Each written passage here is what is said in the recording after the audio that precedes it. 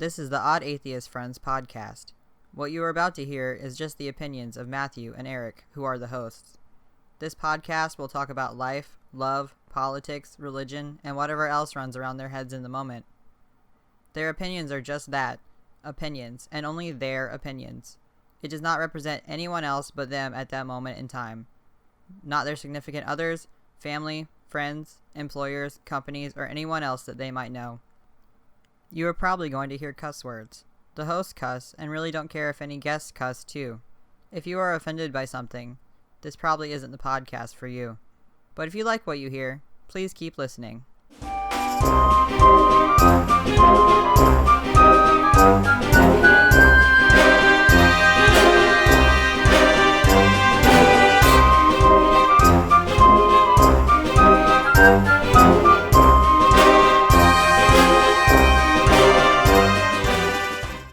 And here we go with another Odd Atheist Friends. Well, this is number 8. Jesus Christ, how the hell did we get that far? Hi, Eric.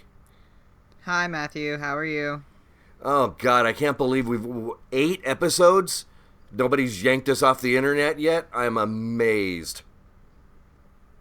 Yeah. I guess free speech really is a thing. Free speech really is a thing. Well, you know, speaking of free speech, we got somebody who might be able to know something about that. Charone Frankel, who is the person who does the Habeas Humor podcast. Welcome, Charone. Yay! Hi. Oh, my God. Thank you for cheering for me. We've cheered for every one of our guests so far, I We'll think. cheer for you whenever you want. Yeah, actually, every time you come on from now on, we will cheer for you, definitely. Oh, my God. Yay, Charone! Yay! Yay, woo! Woo, No, I'm never going to leave. You're just going to have a third host here. Yay, come on, we need the peoples. So, Charone, tell us about habeas humor. Wait a minute, before you start, what the hell does habeas mean before you go? Because I know nothing about law. That's an excellent question. Yay, I got a thing. Yeah. So habeas means, I mean, it's Latin essentially for have, and it's the, I forget from my high school language classes of which conjugation. It's the one that where it's like you're telling somebody. So it's like you have as like an order. So when we say habeas corpus, which is where I derived that title from, it means like have the body.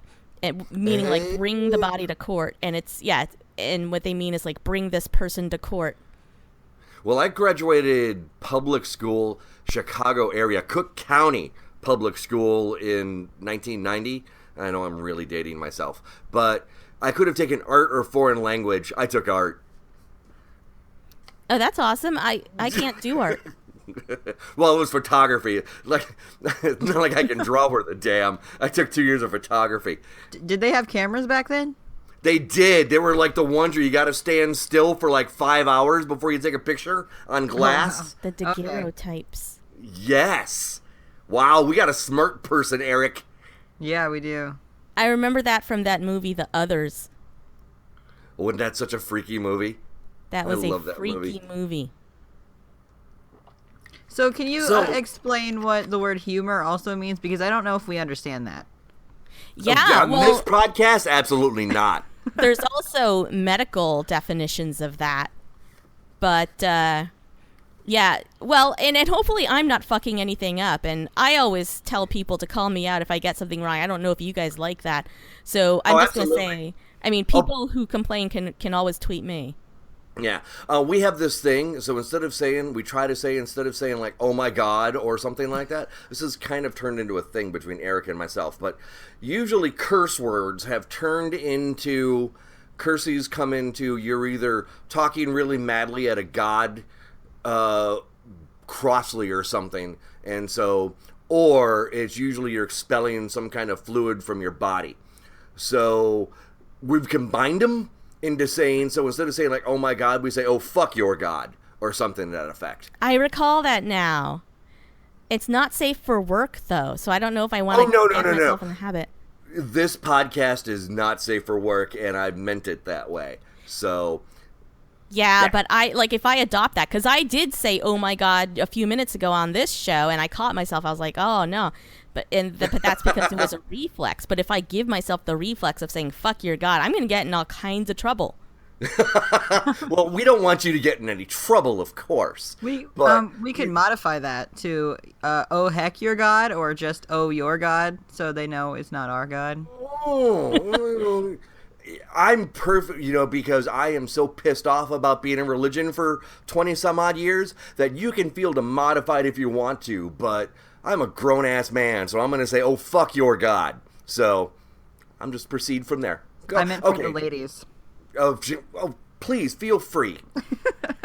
But, Charone, please continue about explaining about your show, which I mentioned like 5 minutes ago, but we haven't gotten back to now. Ha! Thanks. No, no problem, because tangents are great. You're gonna love us. Yeah. Habeas humor. So what I think I did, if I used the Latin correctly, is I took "have the body" and changed it to "have the humor." That makes sense, and it's actually really funny. Thank you. Yeah, that's funny. Going back to tangents, because I love that. When I was going through law enforcement school in the military, I hold the NEC classification in the Navy, because we've got ratings, which are general jobs, and then there's specifications. And mine is, I've got two, but the one is 9545, which is law enforcement specialist, and our class motto was almost "what if." So we got what if this, what if that. Did you have a lot of that when you're going through like lawyer school? Of course, because everything's a what if. Okay. Yeah, I mean, you have to. One of the things you have to do as an attorney, which I'm a little too good at for my own good, is to use your imagination and anticipate the worst case scenario, especially when you have to plan for things like contracts and estate planning. You have to think, oh, what if this happens? What if these two partners stop getting along? And what if this person marries somebody and adopts a child? And you have to do all these what ifs. That sounds like it's a lot of vectors that I don't know if I could wrap my head around all day, every day. Holy cow. Fuck your God. Yeah, and I'm the kind of person that'll stay up all night having anxiety about what if this and what if that and what if I made a mistake. Because it's easy in law to make a mistake. And sometimes there might be other jobs that are like that, where it's like you can't do everything perfect, and you just hold on to your butt and make sure it goes okay. That was one thing I think I found with being in law enforcement too, is that, our supervisors would tell us, well, being in the military is slightly different when it comes for being in the law, because we've got the Uniform Code of Military Justice, and so that's a little different than regular law, like in a city and a state, because we've got stuff like, you can disrespect me in uniform, and I can do something about that. And so, yeah, it's a little bit different, you know what I'm saying? So it's like I could go up to somebody and go, hey, shipwreck, fix your uniform. You know what I'm saying? And they'd have to. So, not like a cop going down the street could say, hey, man, pull up your pants.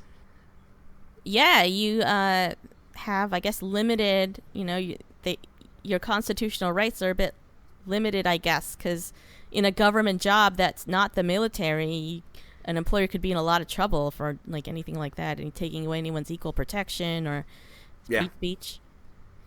Yeah, what we used to say is that we defend free speech, not practice it. So square your ass away.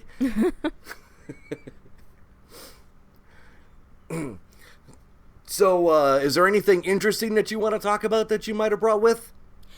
Yes, well, I hope it's interesting. It was interesting to me. Okay. So I was thinking, since I do a law show, Habeas Humor, at Habeas Humor on Twitter. Which I follow you, by the way. Oh, thank you. Yeah, I follow you too. How do you spell habeas? It's H-A-B as in Bravo, E-A-S as in Sam. Okay, because that's a hard word to spell, I think. Yeah, I tried to get it a couple of times, and I had all kinds of fucked it up. So I eventually had to Google it and got it that way. So. Oh, sorry about that. I guess I should. It's not your fault. Well, it is, because I have been presuming that people know how to spell that, and like I've been presuming that there's just been so much violation of people's rights lately that everyone just kind of knows how to spell things like habeas corpus. That's such a good point. It is true. So anyways, we might go back and do a detective's corner here in a little bit. I don't know if you've caught any of my musings on law enforcement lately. You mean in other episodes? In other episodes, yes. Oh, okay. Sorry, I want to make sure I didn't pass out. No. No,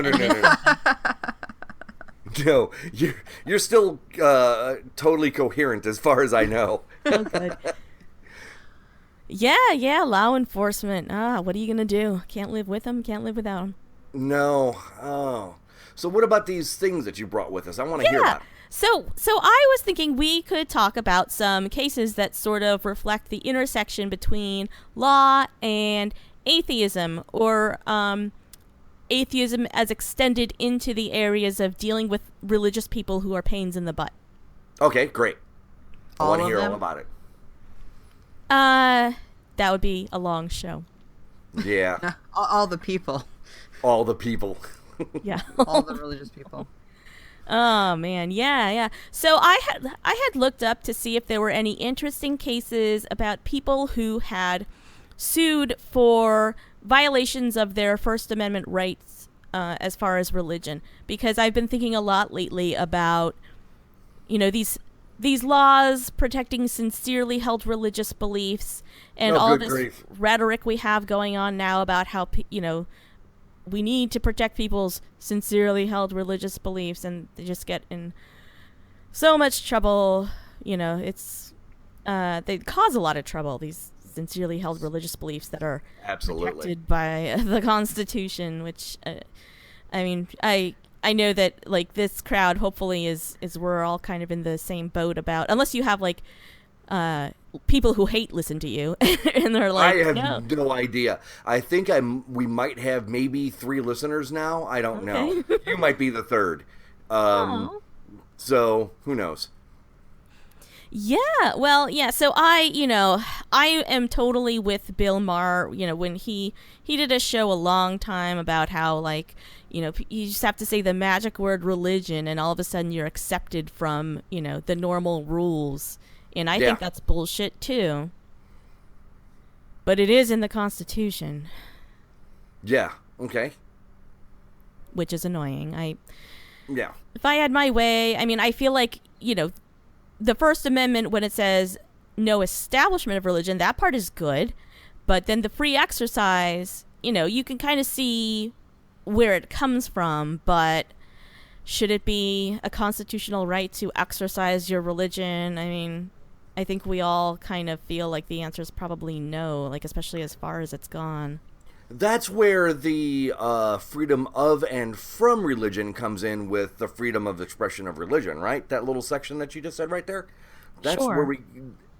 I'm actually legitimately asking a question. Is that where the freedom of and from religion comes from that you hear batted about so much? Well, sure, because... there are people who think that they are persecuted in their own right to practice religion, and they want freedom of religion. And then there are people who feel that they are encroached upon by other people's practicing of religion, and that's where you want freedom from religion. And sometimes those are the same people, because you'll have someone who's not to pick on any one religious group, because you can find problematic people in every religion, but if you're Christian, it's I should have Christmas off in my school, and that should be my freedom of religion. But of course we don't want Jewish holidays or Islamic holidays. I got into a Facebook argument some months ago on a friend who I've known from high school. Actually, we weren't really friends in high school, but after now 20 years later, it's she's kind of more she actually apologized to me for some of the things that she said to me in high school. She was horrible to me, actually. And but she's now a Christian, and now I'm an atheist, but we're still friends on Facebook. But we've got a couple of mutual friends who we don't like each other a whole hell of a lot. So anyways, I said, well, I actually try not to cause problems or say too much on our, maybe, it's just like, oh yeah, but I said freedom of and from religion, and somebody was like, what do you mean freedom from religion? I'm like, yeah, I've got a constitutional right to not have your religion rule my life, and other people's religion the same way. Nobody's religion is higher than others. And he's like, it doesn't say that. I'm like, this is why you just graduated high school.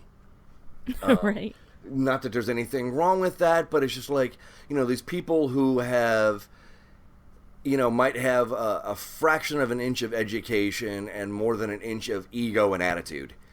And so it's like, you don't know what you're talking about. And so, listening to your show, which I've actually listened to all the back episodes. I binged listened to it in one night. I'm not even kidding. Gosh. In one night. I did that today. I listened to every single episode at work today. Oh, how sweet. So, yeah, your last episode I listened to when it came out. So, yeah, I binge listened to the 5 that came out through Marissa, and then the last one I listened when it came out when I was at work. But yeah, between yours and the other legal show, which I've listened to every episode and been a sponsor of, a patron of for a long time, have really done more for my legal edification and starting to pick stuff up. I mean, I've been following politics for a long time, but between you two guys, it's really been educational, that's for sure. But anyways, I'm sorry, we're long off the point. No, it's all right. Yeah. Yeah, it's like, it makes sense that people should have the freedom to practice their religion, but I think to elevate it to a constitutional level gives it more status that doesn't really fit in today's world, that at least as we would progressives would like it to be. Whereas, a few hundred years ago and for a long time, like, religion was the number one thing people would be persecuted on. So it's like, exactly. Yeah, we're going to have that be like the number one thing here. Let's not persecute people for religion. But, and that's why, like, the Puritans left England because of religious persecution by, sure. What was it, the Church of England, because they were getting persecuted by the Church of England. And so they left to come over here, and as soon as they landed in Massachusetts or wherever it was, they started persecuting people who ended up becoming the Baptists and some of the other religions. What was it? The Mennonites and the Amish who ended up moving west across the north. Do you know what I'm saying? Oh, absolutely. From when they got in New York. They left because of people like the Puritans and stuff. Those religious uptight assholes who helped founded the Constitution. Well, sometimes it's a matter of people who just think the current society isn't uptight enough, which I think had a lot to do with why the Puritans left England. They thought... That was exactly it, yes. They thought the Church of Religion was way too loose. Holy shit. Exactly. So, yeah, and there, can there really be such a thing as people practicing their religion and really not encroaching on other people? I mean, it would seem not. I think if you're an evangelical, no.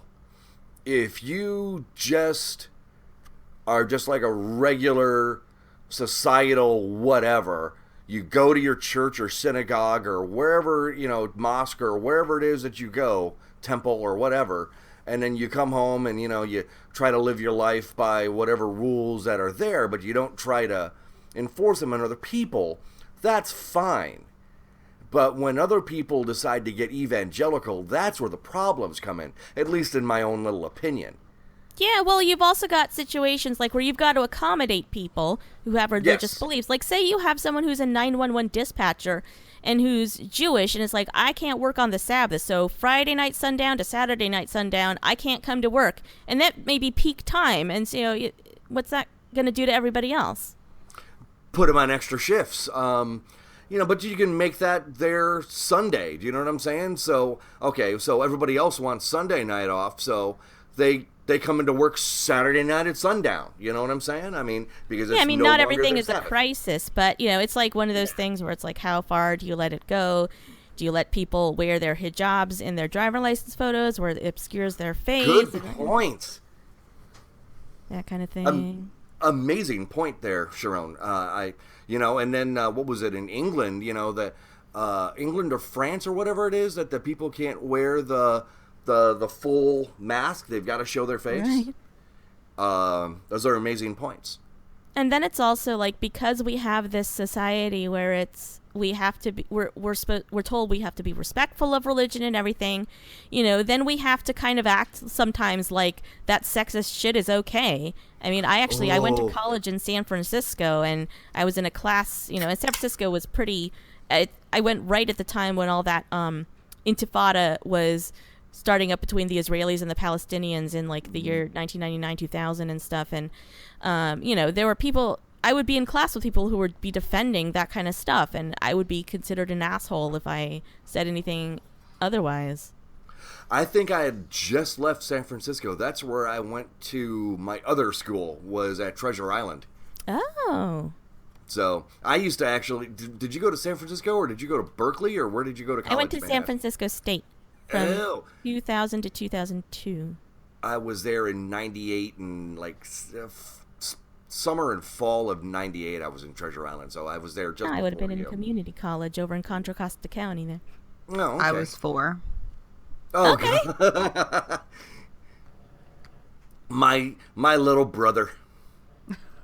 Right. My little brother. So yeah, I really like San Francisco. I had such a great time there. Anyway. Yeah, it's a great place. I wish I could afford to live there. If I ever decide to move from Chicago, I would go to either San Francisco or Seattle. So. Oh, I love Seattle. Not to get too off topic again, but I strongly considered moving there before I ended up out here in Jersey. I know. By the way, listening to you talk about Jersey on your show was absolutely fucking hysterical. Oh, really? Though, by the way. Oh, my God. I went to New Jersey a couple of times because of the weapons station in Earl, New Jersey. Oh, sure. And I actually went to, at one point, some years ago, the Quick Stop where Jay and Silent, the Quick Stop from the... Oh, sure, like down at the shore, yeah. Yeah, I went to, got my picture leaning against the Quick Stop thing. So, but anyways, what was it? I saw a bumper sticker, and I should have bought it. It says New Jersey, where we eat our children, or something like that. What? I have not heard that one. I would say that's an undeserved rumor. I mean, most of New Jersey's reputation is well deserved, but I don't eat children. I don't think anyone here does. So maybe the Jersey Devil and some Catholic priests. I mean, all atheists eat babies. So. Well, yeah. Right. You haven't had your baby yet today? I mean, nom, nom, nom. Give me that baby back ribs. Get in my belly. Get in my belly. So, we are way off topic. So, as you were saying, Charone.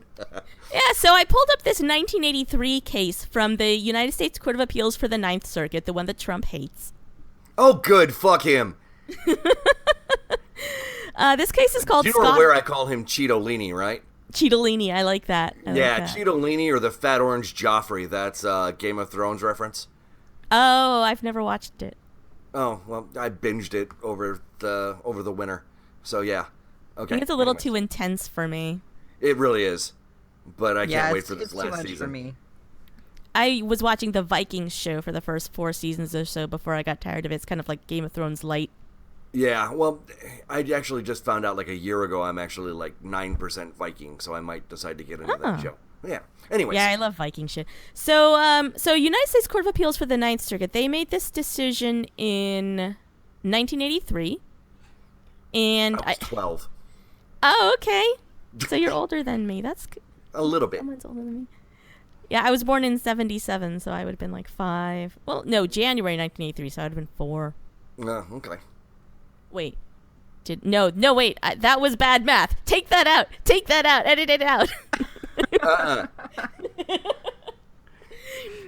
I'm tired. It's Friday night. I worked and it was bad, so... No, it's okay. Because Andrew's going to be like, that's why she can't get these bar questions. Oh!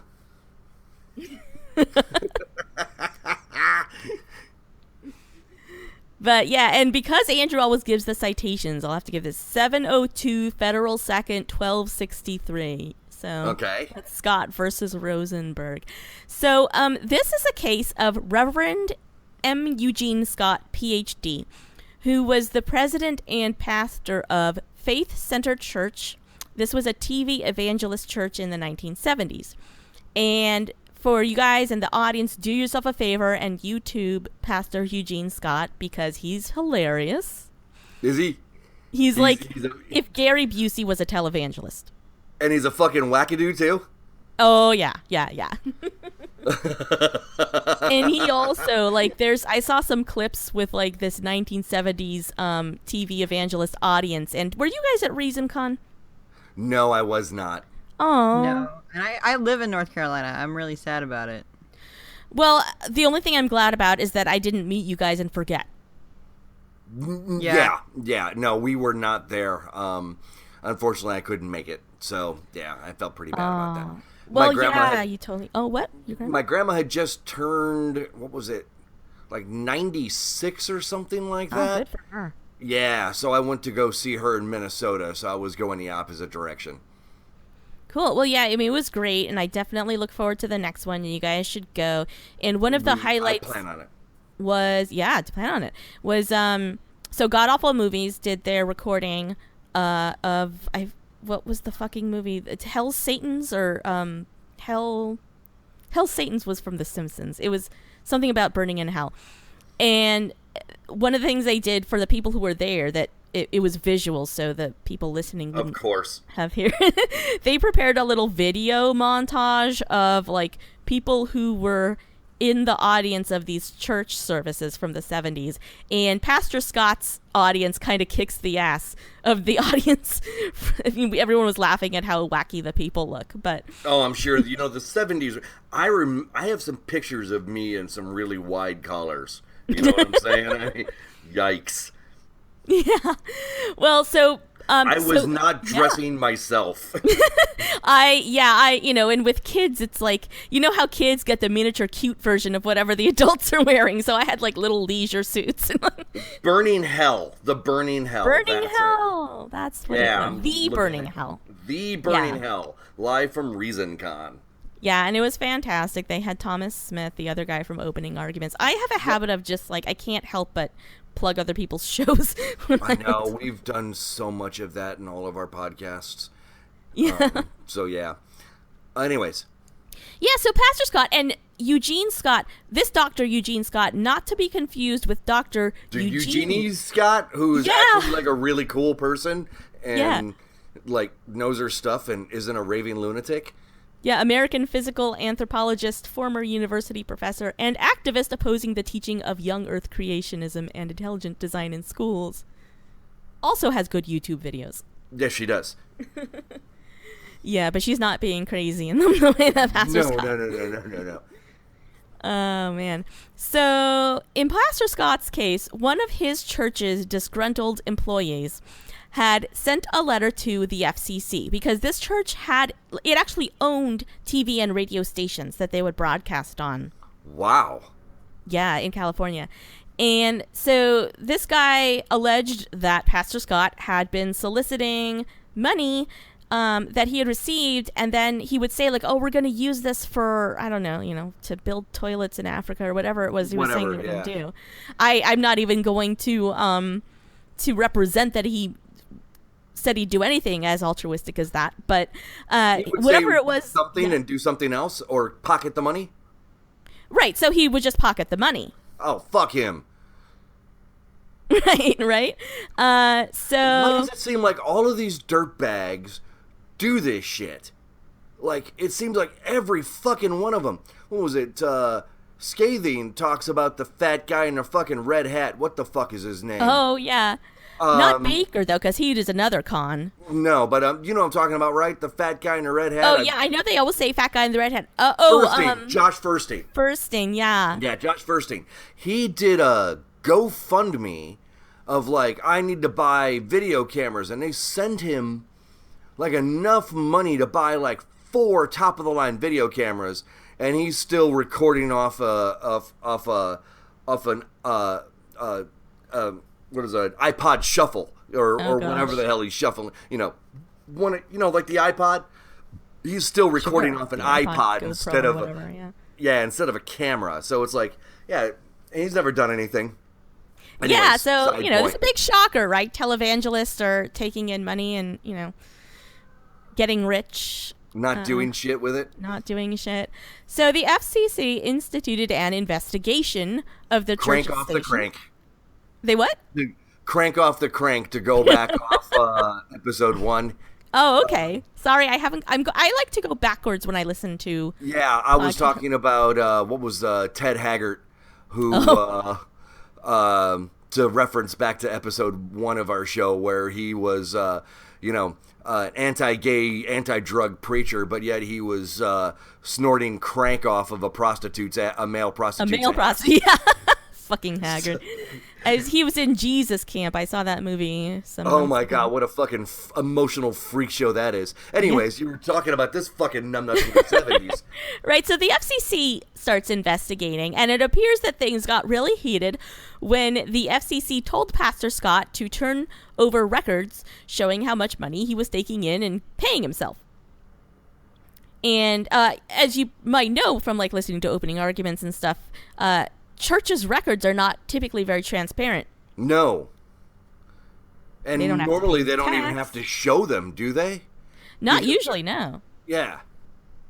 Yeah, so, so he was like, no, I don't want to do that. So Scott actually sued in federal court. He sued the government, and he alleged that the FCC had violated his free religious exercise rights under the First Amendment.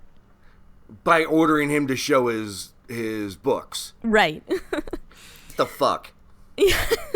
So chief among his allegations was the claim that the government employees informed the press and the public that they were investigating charges of fraud against him. And he claims that those statements interfered with the free exercise of his religious obligation to convert others to his beliefs. Because if he's... Wow. Yeah, my first impression is that that's bullshit. Aren't all lawsuits they're public record? Yeah. So I mean, like anything the government does, for the most part, at least as far as the IRS does and all that kind of stuff, it's all public record. Do you know what I'm saying? I mean, to a degree, yeah. I mean, stuff is usually available through FOIA or whatever, but I'm just saying though. I mean, anybody could go, well, am I being, somebody could look up and say, well, am I being investigated by the IRS for fraud? Do you know what I'm saying? Oh, sure. You could look that up. It's not like that's a state secret or something. Yeah, he claimed that they were going one more step and actually telling the press bad things about him. Or not even bad things, but just that he was being investigated, which the government denied, and it turned out he didn't really have any evidence they were doing that. But that was one thing. He was like, yeah, well, I'm trying to convert people here, and you're saying that you're investigating me for fraud, and that's, bad for business. Well, too fucking bad, Jagoff. Because Exactly. religion is just a business. Pretty much. And he argues that the FCC's demand for the stuff, in conjunction with their investigation, so the FCC was demanding that the church provide records of the pastor's personal pledges during 1976 and 1977, and it was getting a little confusing to me whether they meant pledges coming in or pledges going out, because That's what I was about to ask. Yeah, in this case, the word pledge was used sometimes to describe promises that he was making. Oh, okay. Well, that's a little confusing, slightly. Yeah, so I don't know if they mean give us the records of everything you promised to do. I mean, all they would have to do, I guess, is look at his shows to see what that was. So they probably mean if people pledged money to you, I don't know, to the church or to you personally during 1976 and 1977, and then the information showing the status of those pledges, were they paid, withdrawn, or outstanding. Okay. So basically they want to see the books. Exactly. And he was saying that this violates the free exercise clause of the First Amendment. Okay, I'm just a layman, and I just don't see where he gets off. Right. Well, I don't know exactly what his theory was there either. It doesn't really say in the case specifically, and he may not have known specifically. I don't recall if he had a lawyer. He probably did. In fact, he must have, because this is not where All right, no, he could have been representing himself, but I'm pretty sure he wasn't. And I wish I had the case open in front of me, but I'm pretty darn sure he had lawyers. But, I mean, it's not like he didn't have money for lawyers. Yeah, no shit. And you pay lawyers enough, they'll file a complaint for just about anything. I mean, there are, there are rules about you can't file like a super frivolous lawsuit, but if you want to find lawsuits that were actually so frivolous that lawyers actually got sanctioned for filing them, there are not that many. Really? Oh, yeah. Okay. So, but that's a pretty low bar to stumble under then, huh? Yes. Okay. So, so I guess the argument would be like, you're just interfering, because this is a church and this church is engaging in our First Amendment right to exercise religion. Any interference, anything you're doing that's making me, hey, take time from praying. I got to copy these things for you. That violates my free exercise. That's probably along the lines of where he was trying to go with that. That's stupid. Of course. So the defense won this case on summary judgment. And that means really? that... yeah. Well, the defense, meaning not... He was the guy bringing the case. Yes. So the government won. Yes. Okay, good. Yeah. So summary judgment means that the judge decided the case instead of the case going to trial because there were no triable questions of fact. Because when you have a trial, the purpose of it is to resolve disputed claims as to what factual events have taken place. And each side brings in their witnesses and their physical evidence, and the jury or sometimes a judge will decide who they believe. But sometimes you get through the discovery phase of a case, and at the end of it, there really are no disputed facts. It's just a matter of deciding which party has the law on their side. And that is something the judge decides. So in this case, the judge in the trial court had decided that Pastor Scott did not have the law on his side, so he ruled for the defense. Oh, great. Yeah, that's a good thing. So then Scott appealed it to the Ninth Circuit. And that's federal, right? As you do. Yes, federal court. This was all in federal court. Okay. Because if you want to invoke the First Amendment, I mean, you can go to state court, but it's a federal law. And oftentimes the defense, especially if you ask Andrew Torres, he'll have to listen to your show now because we're talking about him. He loves to be talked about. So, like the defense usually, whenever they can, will remove a case to federal court because defendants tend to like it better, just kind of the court rules there and the way that discovery goes. It tends to, there's at least a perception that it's more defense friendly.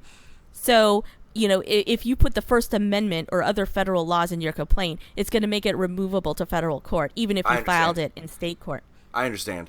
Because it's like, this isn't a state thing. You're talking about the federal government, so let's go to the federal version of this instead of here in state court. Makes sense. Yeah, so the Ninth Circuit Court of Appeals looked at these claims by Pastor Scott that the government had violated his First Amendment rights as to whether the government had publicly disparaged him or advised the press that he was under investigation and all that. He ultimately, like I said, didn't have the evidence. So it was correct for the judge to just dismiss that, saying you don't have the evidence, so the defense wins. Okay, so then good. there's that's good. So far, so good. So then there's the question of whether Pastor Scott has a constitutional right to be secretive about how much money he's taken in from pledges.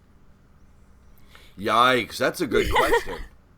I mean, you see these, these mega pastors, these mega church pastors, some of these guys are in, like multi-million-dollar homes and have 2 or 3 of them. Oh, yeah. Like televangelism is big business. I mean, everyone wants to get in it because once you can get in it, you just make millions. It's a good job if you can get it. That's for sure.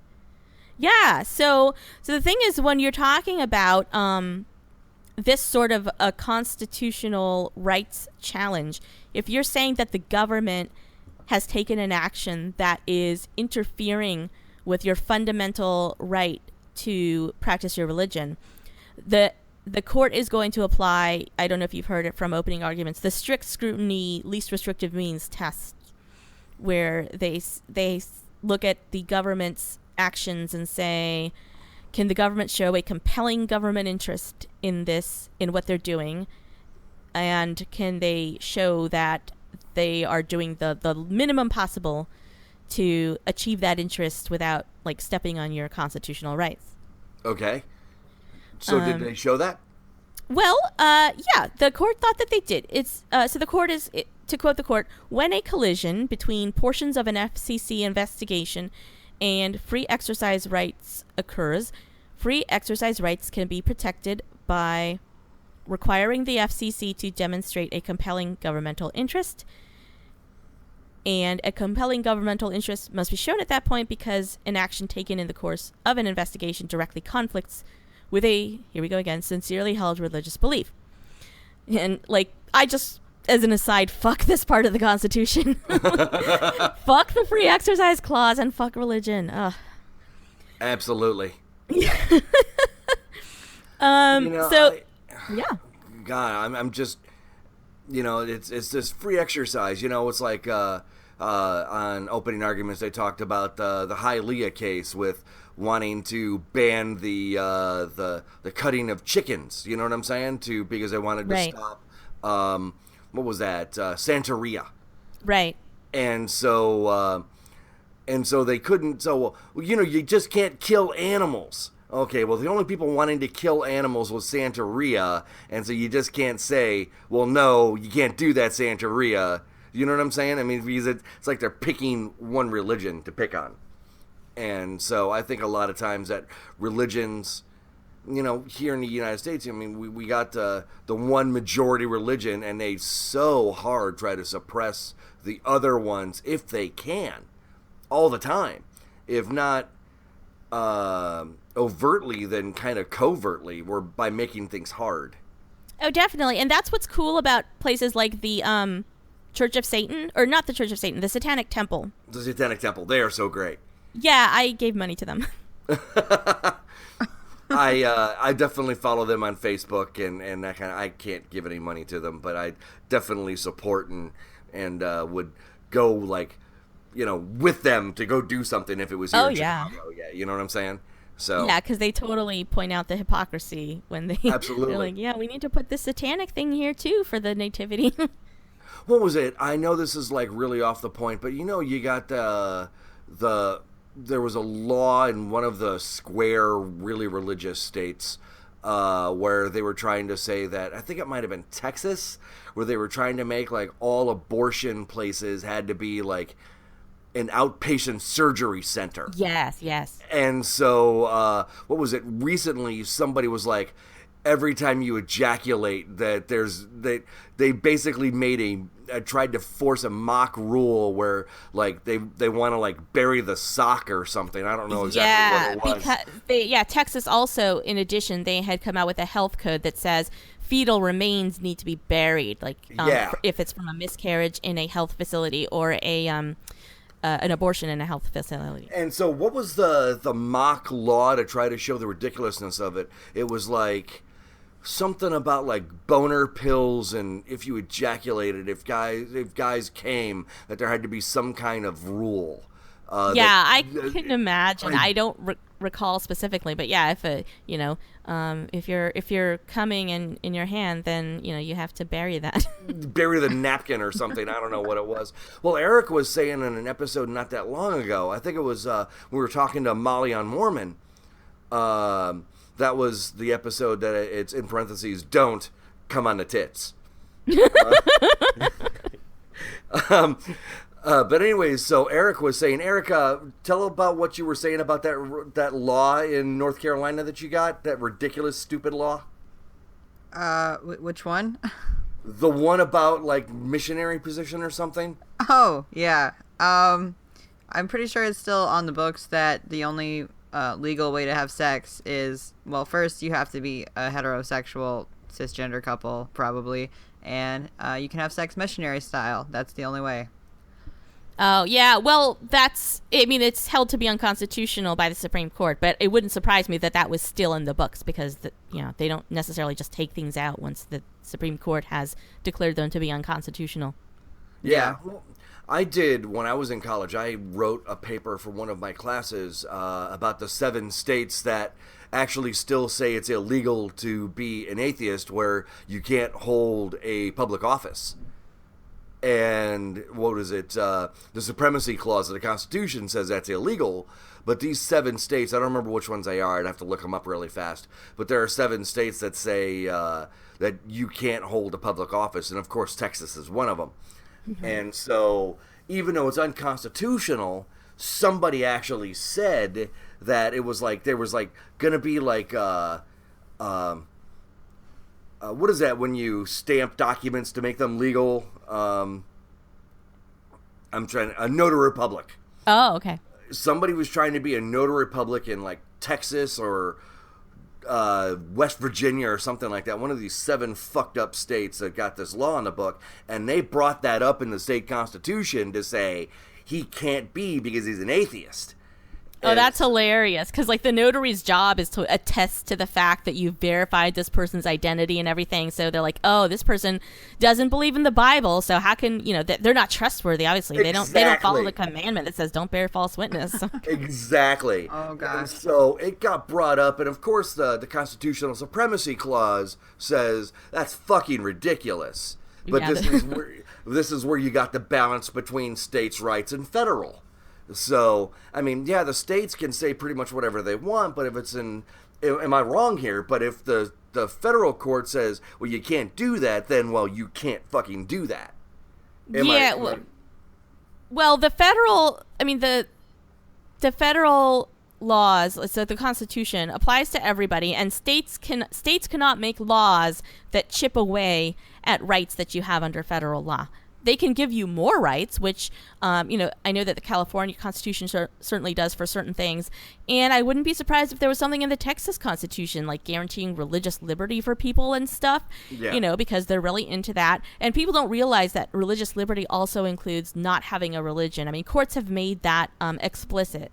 And they kind of include atheism kind of in a category, which upsets people sometimes because people are like, well, atheism is not a religion, which is true, but but it's one of these things where you've got to describe it to people who don't know what the fuck it is.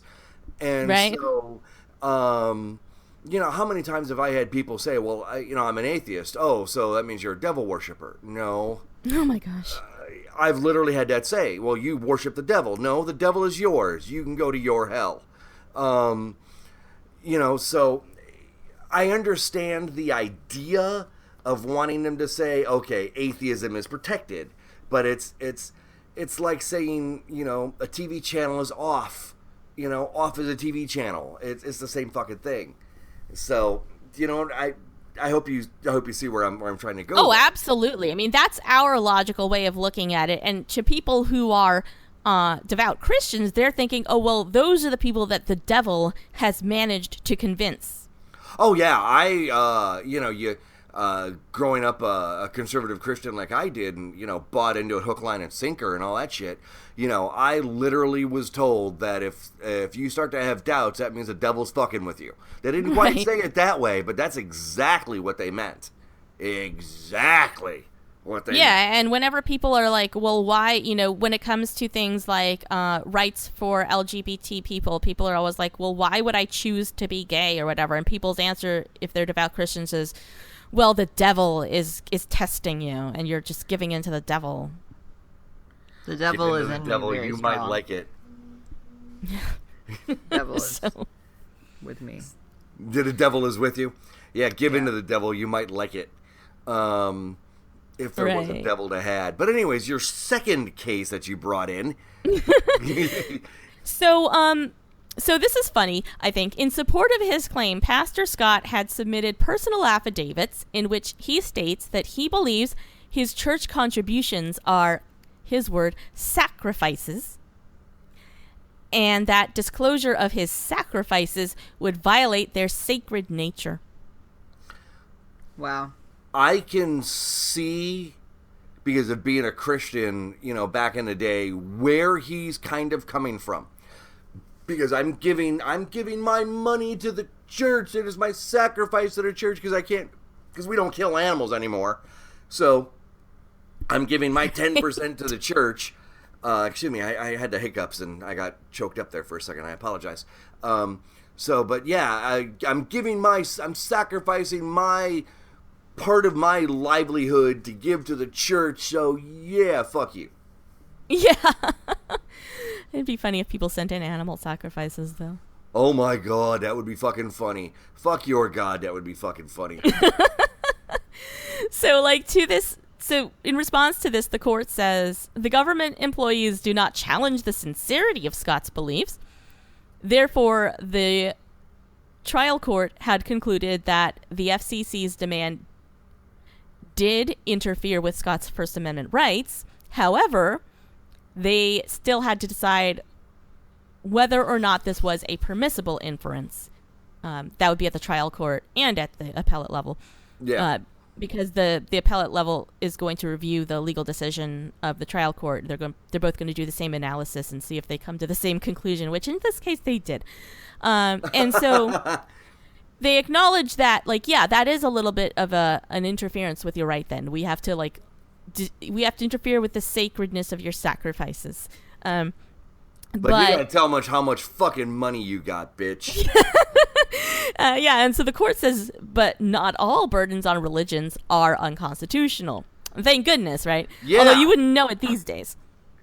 No shit. What was it? I heard that, the Johnson Amendment, that the one guy that they had investigating, which they've only brought one case, when he retired, they let him go. And they haven't refilled that thing. So the IRS has basically got enough people to do audits for people making like $100,000 or more. And really that's about it. So if you make less than a certain amount of money, they're basically saying cheat on your fucking taxes because we're not looking. Yeah, baby. So don't take legal advice from me, by the way. No, and definitely don't take legal advice because I'm a fucking dumbass. I don't know what the fuck I'm talking about. Well, that's the same thing I say on my show. I was like, okay, I got to say something, but I can't steal what the opening argument says. So I'll say, don't take legal advice from me because I don't know what I'm talking about. Yeah, and so I'm just a fucking mechanic from the south side of Chicago. I don't know a fucking thing. But yeah, they didn't replace this guy, so the Johnson Amendment is effectively dead, even though Trump's illegal order last week or whatever said that, we can't do it. Well, Trump can't fucking do that from what I understand, that he can't override a law as the president. It doesn't work like that. Right. He's the executive branch, not the legislative branch. Exactly. So I don't know. I'm just so afraid of the little rise of fascism here and there that he's got going all over the place. Am I fucking seeing things, or is that just my imagination running amok? No, but like on opening arguments recently when they were talking about the Ninth Circuit ruling, and the Trump administration got called on one of these, and then they had to actually go into court and say, well, it actually doesn't mean anything when we say this. We're just kind of blowing hot air. Well, that's fucking stupid. Yeah. Yeah, of course it is. I mean, then why the fuck did you say it? I mean, Jesus Christ, we're the fucking laughing stock of the world right now. And that was the Sanctuary Cities one. Yeah, I know. And Chicago's a sanctuary city. And so, Eric, I don't know if you heard what they were talking about sanctuary cities, where Andrew talked about it, where basically it's like the sanctuary cities are basically, they're just trying to protect themselves from extra legal detention of people while investigating status of possible criminals, even after they've been let go by the local. And so the federal government wants us to hold these people for a certain amount of days, but yet they're not going to cover the state's ass on money or judicially. I don't blame them in saying, fuck you. Yeah, that's pretty fucked up. Did I get that basically right, Charone? You know what? You probably know more about it than I do, because I've never really read up on sanctuary cities or anything. Well, I'm just saying, I mean, that's just pretty much just what I heard from Andrew. So, I mean... He's probably right. He's not always right, but... I'm just saying, I hope I didn't sound dumber than I normally do. No, don't be silly. Yeah, so anyway, going back to the burden on the religious exercise. Absolutely. So what the court is saying and what they say is that the state, what they are saying, and what I mean by what they are saying in general, and then what they say specifically, is that the state may justify its infringement on religious liberty if it is necessary to accomplish an overriding governmental interest. So what the court seemed to find particularly important here was that it had been alleged by some that Scott had solicited funds for certain specific projects which had never been undertaken. Hookers and blowjobs. Well, he didn't say that on TV, but yeah.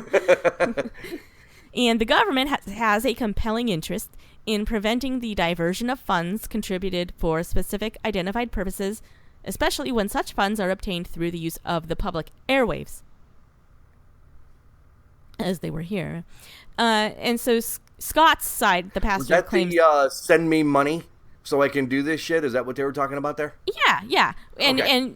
And he's using his TV and radio station, so that's how, you get into like where the FCC has standing here, and where, and the federal government, they like, whenever people use the airwaves or the mail, they're like, oh yeah, now you're messing with the big boys. Now you're messing with the federal government. So Pastor Scott says, well, this doesn't matter because in the framework of his religion, it's only important that the contributors give, he says, and having made the gift, the contributor is spiritually blessed no matter how his donation is used. Okay. So if your money goes to hookers and blow, that's okay. You're still blessed for giving him the money. I'm sure that's what Sweet. Jesus would want. I know that's exactly what Jesus would want. If Jesus is real, I'm actually a mythicist. I don't think that Jesus existed. So anyways, I am firmly under the impression that if Jesus existed, that I'm pretty sure that he was gay because he never hung out with any girls. And so he was like, oh, well, let this prostitute wash my feet. Now, I know that sometimes feet was sometimes a euphemism for dick, but I think that he didn't do any of that. And at best, he might have been bi, but I'm pretty sure hanging out with dudes all the time for like 2 years. Yeah, I'm sure that there might have been some Greek bathroom stuff going on. Right. Well, another possibility is that there were. Sorry. I'm sorry. I Go said ahead, maybe Eric. he was trans. Oh, maybe he was trans. Maybe he was trans. The way he looks in some of those photos, or not photos, but paintings. Well, what was it? I heard that you know, Matt, because you were around back then. Were there? Absolutely, we were buddies. He owed me money, bitch. Well, if you're a mythicist, then was he just in your head? Yeah, exactly. Quit talking to me, goddammit. Oh my God! Did you write the Bible? I think we found it. Well, what is it? As the one song goes, I would actually listen to the Bible of the book of Flavor Flav than I would any other book of the Bible. So, right. I totally lost. I actually had a joke I was gonna say, and it's totally gone now. Well, I was gonna say that another possibility is that there were plenty of women around, that like Jesus and or his apostles were married, but the Bible kind of ignores women, like it just pretends they're not there. Absolutely ignores women. So Saint what was it? Goddamn it, Timothy. Go make me a fucking sandwich and blow me, bitch. I mean. Yeah. So you were saying. Oh, I was gonna plug another podcast, Reading the Bible with Dan, which is actually the thing that got me into atheist podcasts, because it was that guy, Dan Weber, who had used the term that I heard for the first time, atheist podcasting, and I was like, oh, that's a genre. Oh, so that's how I've heard of him like once before, so I'm glad you brought him up probably again. on my show. But, and I'll have to check him out. But he just did his last episode that just came out was about all that foot washing stuff. Oh, really? Yeah, it's good. Nice. Okay, so did he bring up that the possibility of foot washing might have been like oral sex or sex? Probably so. I mean, they do not pull punches. Like, he is called God. The names that would, like, if it was 500 years ago, they would not have a stake big enough to burn him on. That's fucking funny. Anyway, Yeah. so you were saying about this fucking dickhead from the... and we go So back what- again. Eric, what he says- I yeah, think we Pastor just Scott. found the name. Let's go back to the fucking dickhead. Let's go back to the fucking ticket. Yeah, so Pastor Scott says, like, when it comes to spending the money, he has to follow the leanings of the Lord. Wow. Which way the Lord leans, like, especially if it's on his backside, I guess. Apparently. Leaning left, yo. So, yeah, leanings of the Lord is open to interpretation, too. Seriously. That just came with all kinds of jokes running around through my head. That's for damn sure. And he also, so Pastor Scott does not claim that contributors to identified projects know that their contributions may be used for any purpose. Hookers which and blow. determines to be in accordance with the will of the Lord. And That still doesn't mitigate my point. so the court was like, yeah, we're gonna decide whether the government's investigation was necessary. And so the court says that although not every allegation of fraudulent solicitation would justify the government's interference with the religious practices of individuals and churches, they conclude here that the allegations justified the FCC's narrow and very limited inquiry into Scott's donation records. And first of all, when Scott and the church decided to acquire television and radio stations, which they did, they availed themselves of facilities which, under congressional mandate, must be operated in the public interest. Oh. Oh, snap. Public interest is not necessarily their interest. Yeah, that's for sure. Which is why now we just have, like, the Blaze online. Yeah. Wow, yeah. that's a kick in the teeth. Yeah, but that was pretty smart on the go. So yeah, it's got him there. And also the FCC investigation was premised on what looked like some pretty reliable inside information, and therefore it was not overreaching to have this limited intrusion on the pastor's First Amendment rights. Also, the investigation was narrow and avoided unnecessary interference with the free exercise of religion, which he's allowed under the stupid First Amendment. So in other words, fuck you, turn your books over. Yeah, well, they didn't request wholesale investigation, which is this point was made throughout. They were looking for a certain category of things and, like, specific requests for records of the salary and the donations, both of which the pastor had allegedly misrepresented during broadcast solicitations. And there was an added request, which was apparently not challenged there, for access to the videotapes of the broadcast solicitations and church records detailing the receipt and expenditure of publicly solicited funds. And so the church made the point that, the court, oh my God, I don't want to confuse those things. Dude. We got enough problems of that shit right now as it is. Oh my God, don't remind me. But yeah, they're like, this investigation has a limited focus. It's okay. And finally, the church. Fuck! Now I'm gonna keep That's the saying second time. Fuck my God. The Fuck court your said- God. Fuck my God. The FCC's demand for access to Scott's donation records was necessary to serve its compelling interest in investigating the alleged diversion of funds. If, as alleged, Scott solicited funds for projects which were never undertaken, or if funds contributed to those projects were illegally diverted to other uses, hookers and blow, Scott's misrepresentation of his personal pledges may have been intended to induce those contributions and therefore could constitute part of a scheme to defraud, which is criminal and tortious. Ew. So that's where you get in trouble. Trouble. And then you gotta sell buckets of fucking Fiesta buckets. The Fiesta buckets. And if you can make them into a table. Oh, dear God. Could you imagine eating that shit? The world has ended. The apocalypse has happened, and so you got grandma and grandpa in their fucking basement with their house burned around their heads, eating buckets of gruel. Which I guess you don't even get to heat up because there's no more microwave. I guess you can make fire. I'm sorry. I'm close enough to Chicago where if I see a flash, I'm walking outside. Oh no! And what was it as Tom from Cogdis said, or was it Eli?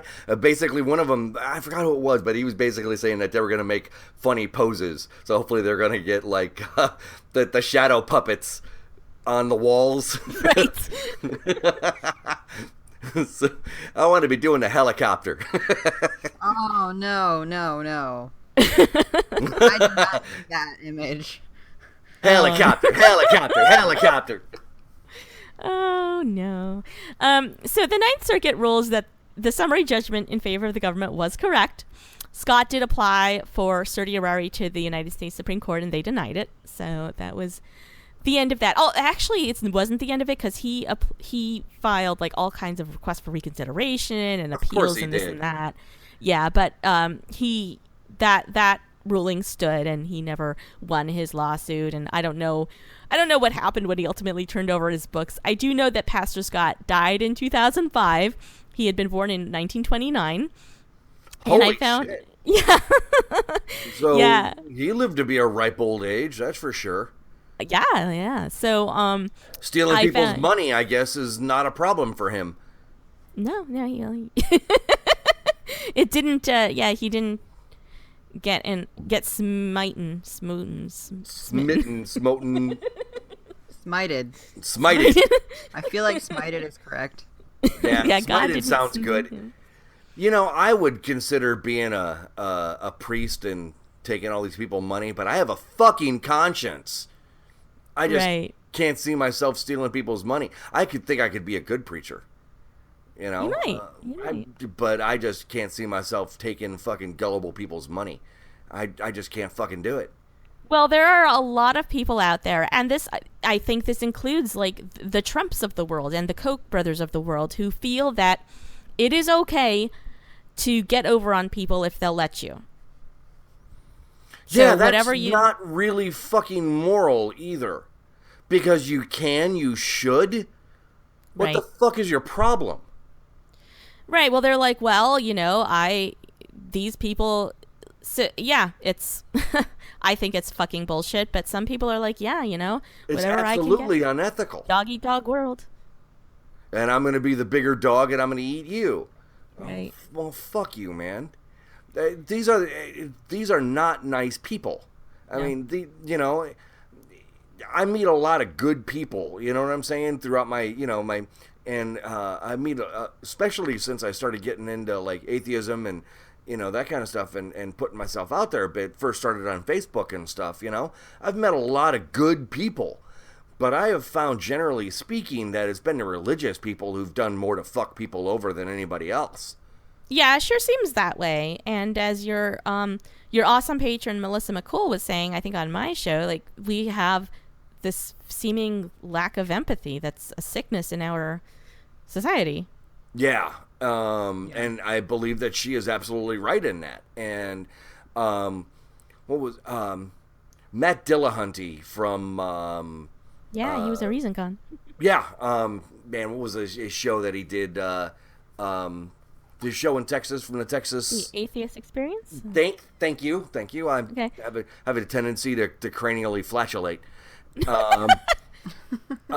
He was saying that, I'm going to paraphrase what he said, but in order for good people to do bad, it generally requires religion. Right. And so, yeah. Did you know he was in the Navy too? He was a bosun mate. Oh. Yep. I met a Navy it's a woman because she's trans, but I can't remember her name, but I had talked to her down there at ReasonCon, and she's still in the Navy, but she says that at work she has to present as male, so that kind of sucks. Oh, wow. I'm sorry that she's got to go through that. Because I know that there was a law passed recently where they were allowed to serve, but I don't know if they're allowed to serve openly. I know that the end of Don't Ask, Don't Tell allowed gays to serve openly. And that was in 2011 or 2012, I think, was the repeal of DADT. So, yeah, that was really good. So, yeah. Yeah, well, just to wrap up Pastor Scott. Oh, sorry, were you saying something? No. Oh, yeah, so he's been dead for, I guess, 12 years, if my math is correct now, 2005. And if there was a hell, I hope he was in it. But there's no such thing as hell. So. And I found a fan site called godsangryman.com talking to discuss. So that discusses all kinds. It's got all kinds of weird. It looks like just pasted together a bunch of those things that people will leave on your car, with all the fire and brimstone stuff. And oh, Jesus Christ! Fantastic. Talks about how great Dr. Scott was, and he apparently was like the preacher on TV, according to this guy, that would smoke cigars and cuss and saxophone and just plain shove the wealth of God's blessings in the face of traditional Christianity. And he's got 2 Stanford University PhDs. I don't know if that's true. I haven't looked into it. Well, what was it? I was listening to The Thinking Atheist, Seth Andrews. God damn, that guy's voice is fucking butter. Have you heard him? Which one? Seth Andrews, The Thinking Atheist? Oh, I don't. That's not one that I regularly listen to. I know that it's very popular. Yeah. I find it a little dry. Sorry, Seth Andrews, if you're listening. I doubt Seth Andrews is listening. If you're on, Seth Andrews, please come on. Please, I would love to have you as a guest. And send your complaints to @habeas_humor on Twitter. Send your complaints for us to @habeas_humor also. Yeah, absolutely. I'll field people's complaints. But yeah, he was talking to this one guy. His name is Ravi, Dr. Ravi something. Oh, okay. I think I've heard of it. And so, yeah, this fucking asshole, all of his doctorates are like fake. And so, he's not as big here in the US, but he's like really big in like India and South America and that kind of shit.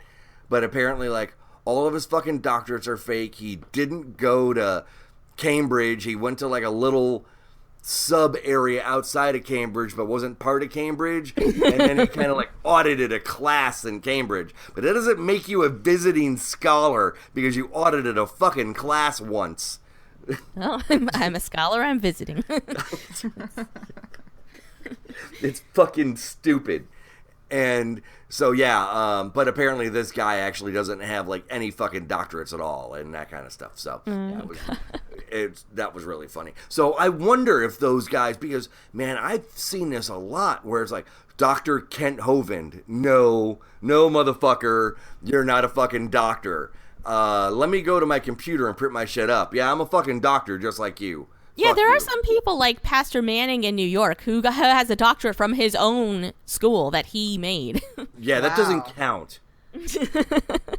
Yeah, it doesn't fucking count. Yeah, let me make Maxon's Chicago University.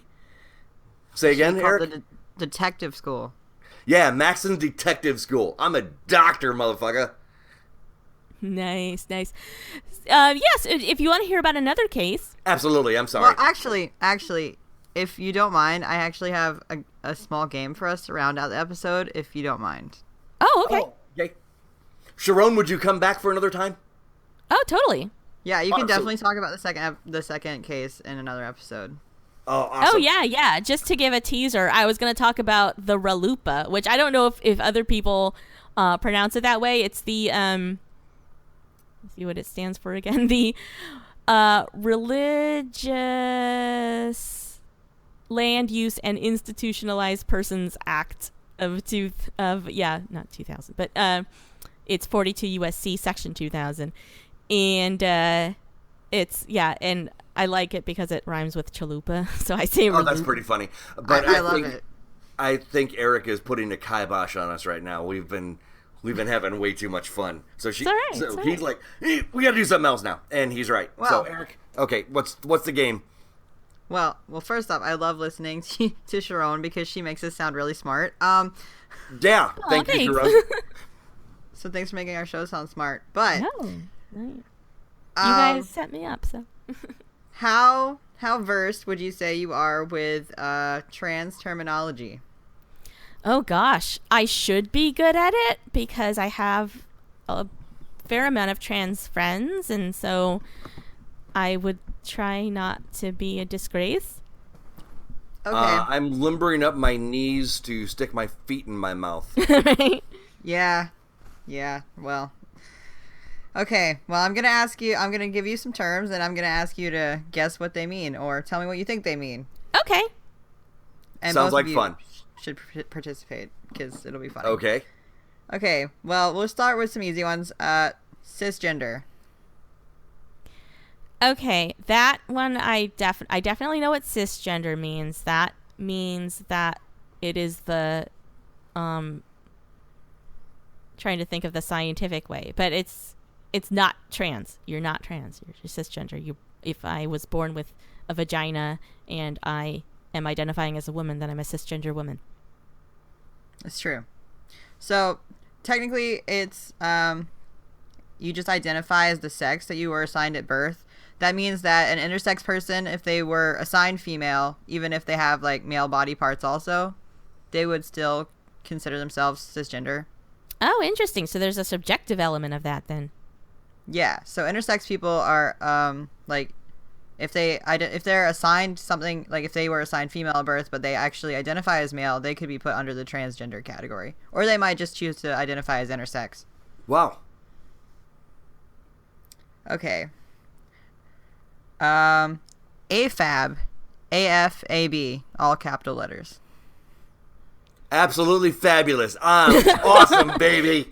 Oh, that's a good guess. I don't know. I think I was thinking like, if something's prefab, you buy it in like parts and you like hammer together your house. So if something's AFAB, it's not.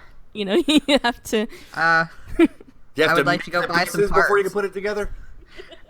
Okay, well, how about another one that's very close to that one? AMAB, AMAB, all capital letters. Oh. Oh, I don't know. AFAB and AMAB. People are defriending me as we speak. I think one would have to deal with No, it's female okay. and one would have to deal with male. Hey, there you go. AFAB, alternate The F stands for female. Alternate bodies. Maybe it means as female as Beyonce. That's awesome. That's not true, but it's great. Okay. Assigned female at birth or assigned male at birth. Male at birth. I just said it, you guys. Oh, I was repeating it when you started saying assigned female. I knew exactly where you were going. I'm like, at birth, assigned male at birth. Ah, That's okay. I was saying it with you. Okay. So, gender dysphoria. That is, I think, where you identify as one sex, as one, but you have the genitalia of a different. Any guesses, Charone? It's. I mean, I kind of vaguely know it. It's like the psychological state of having. I can't know if it's like if you don't know you don't know what you really are, or if you are just having like a conflict between what you think you are and what your lower parts are indicating that you should be. Okay. So the definition says anxiety and or discomfort regarding one's assigned sex at birth, but gender dysphoria is typically anything to do with your body that you're uncomfortable with. It doesn't have to necessarily be your genitals or anything. It could be like the way your face looks, or body hair, or your chest, or anything that you feel is incorrect about your body. That being said, not all trans people have to have gender dysphoria. There's also something called social dysphoria, where you are interacting with people and you feel like you should be like addressed as the other sex. You should be interacting as the other, like if you're a female assigned female at birth and you're presenting female, you feel like you should be treated as a male and or something like that. Yeah, Well, that makes sense. Okay.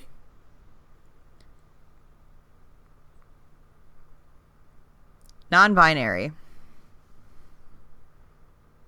That one I know because there's been a lot of discussion on that. That's where you a person who identifies as not a male or female, but just like A human? something in between or combination or just no gender.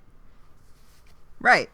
There's a lot of non-binary just means you don't identify as either a man, a woman, cisgender, or trans. So you could be bigender, pangender, agender. There's so many things under there. So that's everything else that isn't trans woman, trans man, cis woman. Cool. Okay. Packing. What was that again? Packing. Packing? Like I'm packing a suitcase? Yeah, but in a trans masculine way. Oh, so you're perpetrating like what was it? There was a movie where somebody put a roll of quarters in his pants to make it look like he had a bigger dick.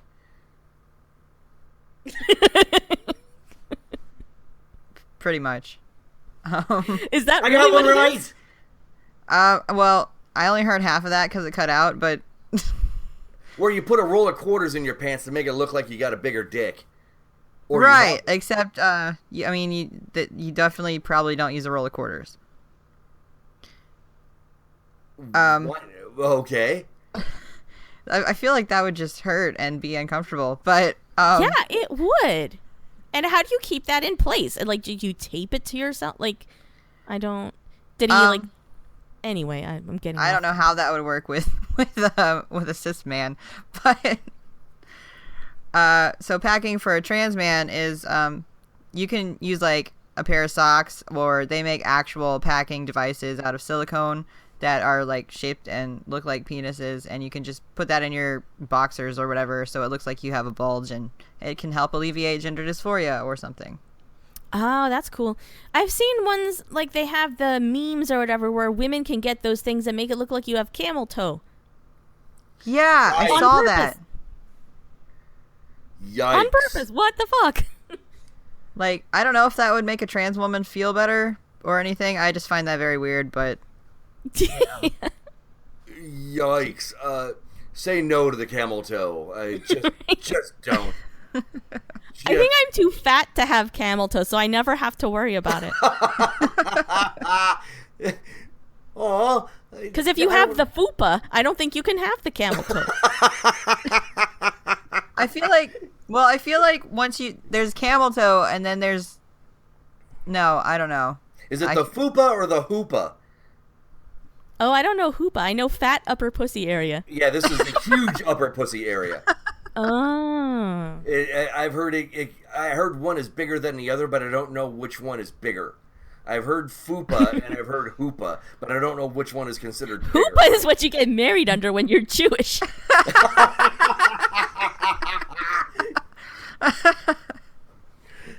Oh, god damn, that's fucking funny. Oh, man. Wow. Hey, Eric, do you mind if I play the detective's corner with our lawyer? Ooh. Yeah, go ahead. I was done with terms anyway. Thank you. I appreciate that. Okay. I don't know if you've heard me talk about the detective's corner.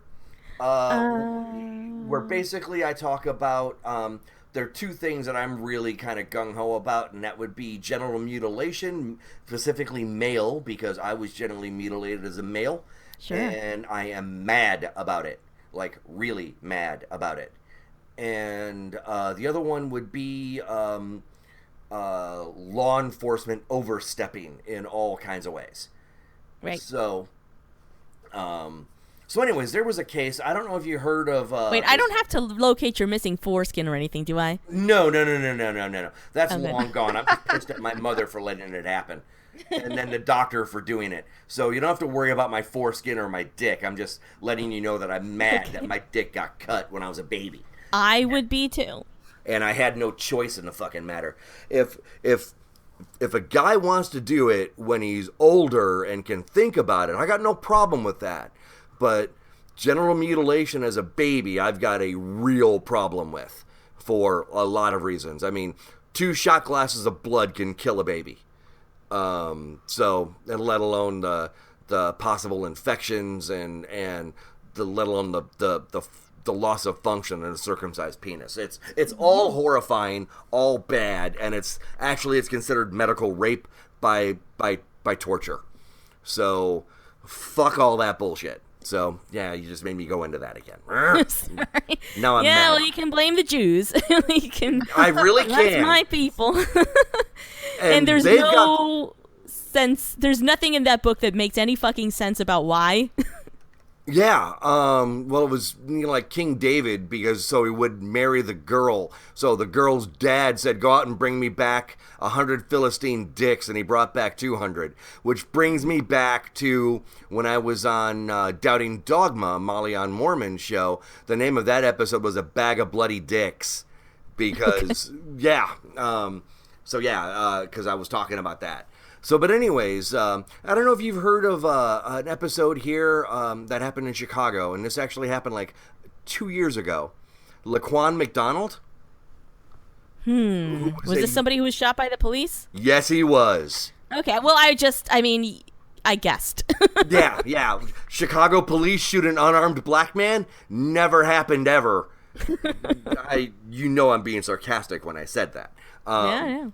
So, but anyway, the whole point was that it was on like a really busy street and fairly late at night, but there's like dash cams of this, and the Chicago police, they got the pods that are in the air, like on the light poles, and they've got the really good cameras that can look around and can listen for gunshots and all kinds of shit.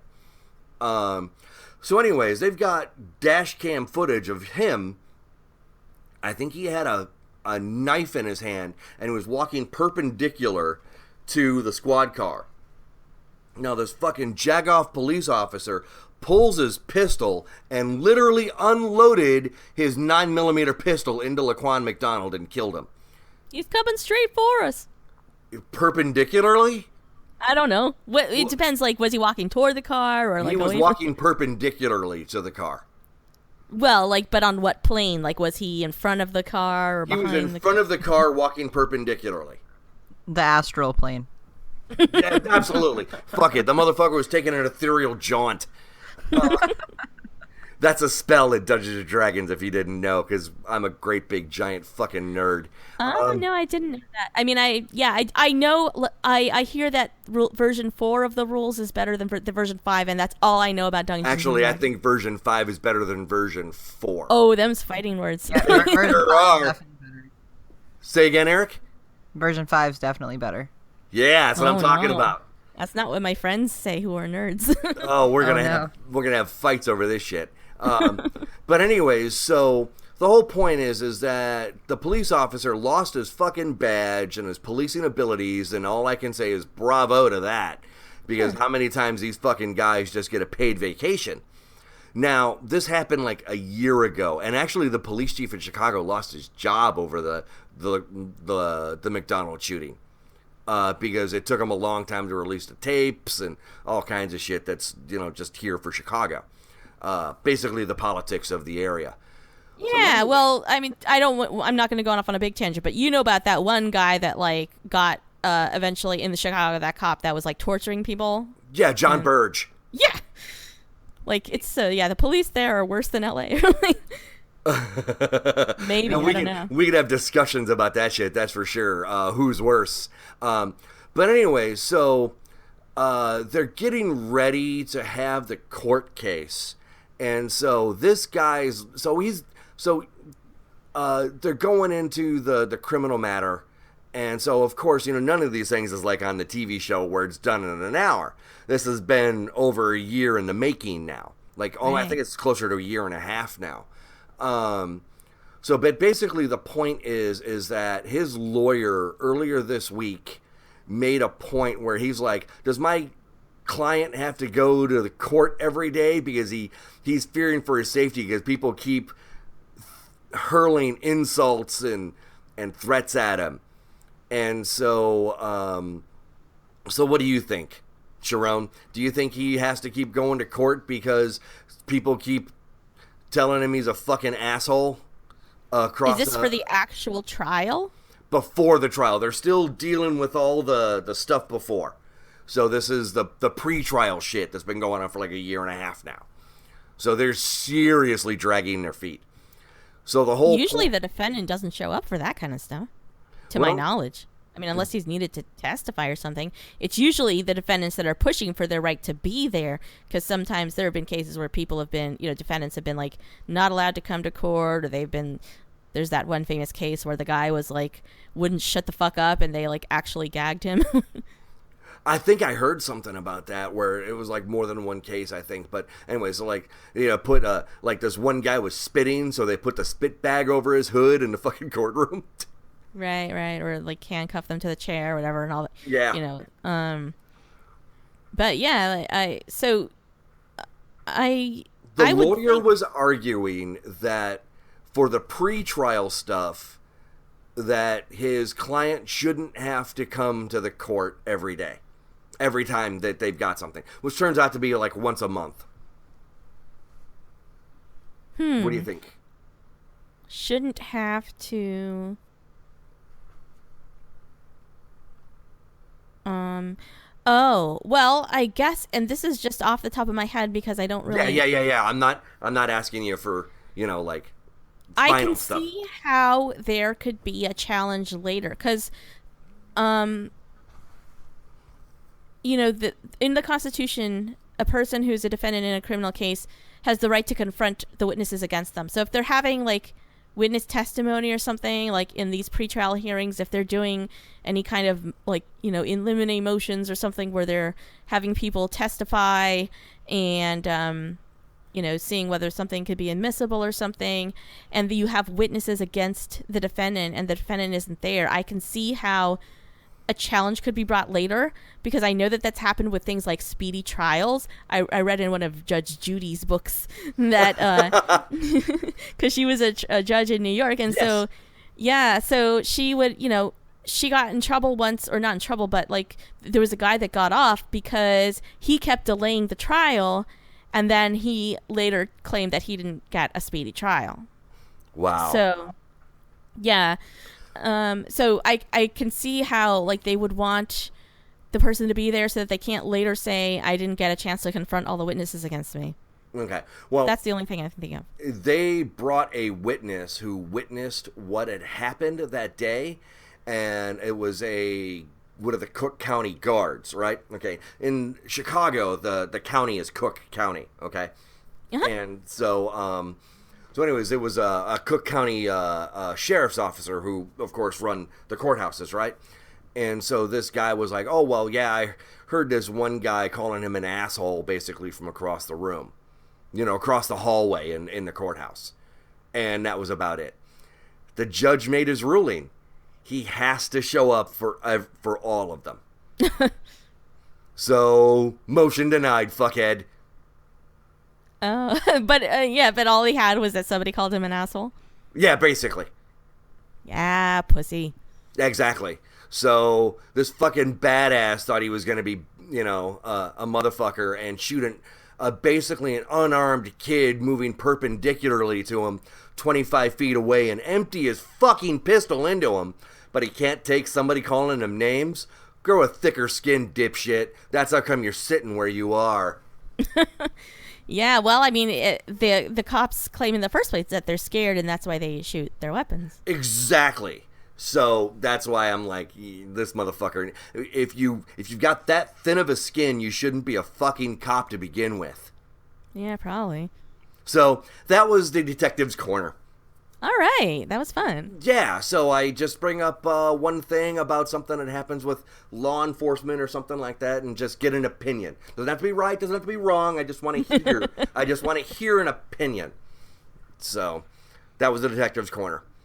Awesome. So is there anything else that you want to talk about? Where can we find you again? Even though you're invited to come back at any time. Oh, I'd love to. Yeah, so Habeas Humor is my show, and that's spelled HABEAS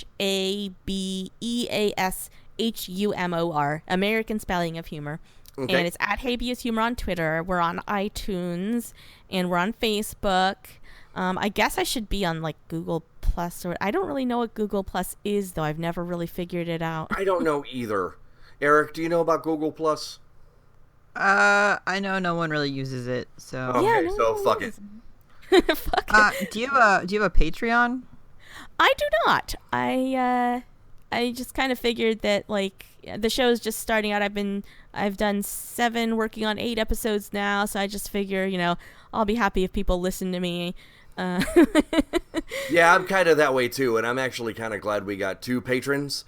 But yeah, so that'll just go to paying our podcasting bills. But we want to give a shout out to our patrons, Molly Ann Mormon and Marissa Alexa McCool, the badass purple Amazonian herself. Cheer for me. Yay! I have to. They cheer for me. You guys cheer for me, so I have to. Yay! So, anyways, this is Matthew and Eric for Odd Atheist Friends, and we will see you soon. Bye!